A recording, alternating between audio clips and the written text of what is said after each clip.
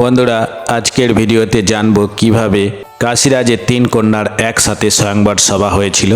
সেই স্বয়ংবর সভায় ভীষ্মদেব উপস্থিত হয়ে সমস্ত রাজন্যবর্গকে পরাজিত করে কিভাবে 3 কন্যাকে হরণ করেছিলেন এবং শাল্যরাজ বাধা দিতে গেলে তাকে পরাজিত করে জীবনদান দেন, এই সম্বন্ধে বন্ধুরা ভিডিওটি শুরু থেকে শেষ পর্যন্ত দেখুন, তাহলে বুঝতে সুবিধা হবে। তাহলে আর দেরি না করে শুরু করা যাক। চিত্রাঙ্গদের মৃত্যুর পর হস্তিনাপুরের রাজ সিংহাসন ফাঁকা হয়ে যায়। তাই ভীষ্মদেব হস্তিনাপুরের রাজ সিংহাসনে সত্যবতীর ছোট ছেলে বিচিত্রবীর্যকে বসান।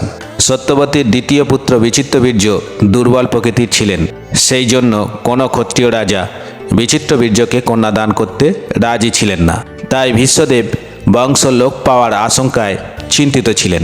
এই কারণে ভীষ্মদেব উপযুক্ত বয়সে বিচিত্রবীর্যের বিবাহের জন্য সারা ভারতবর্ষে বিবাহযোগ্য রাজকন্যার অনুসন্ধান করতে থাকেন।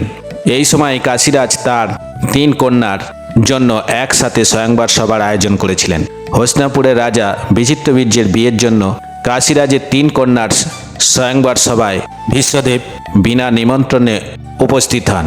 উপস্থিত হয়ে তিনি ঘোষণা করেন, হস্তিনাপুরের রাজা বিচিত্রবীর্য আমার ভাই, আমি তার জন্য এই স্বয়ংবর সভায় এসেছি। উপস্থিত সমস্ত রাজন্যবর্গ মহামতি ভীষ্মদেবকে আক্রমণ করেন।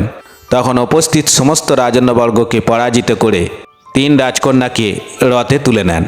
3 কন্যাকে ভীষ্ম রথে করে হস্তিনাপুরের দিকে আসার সময় অম্বার প্রেমিক সৌভপতি শাল্যরাজ ও তার এক বিশাল সৈন্যবাহিনী ভীষ্মের পথ আটকান। তখন উভয়ের মধ্যে এক ভয়াবহ যুদ্ধ হয়।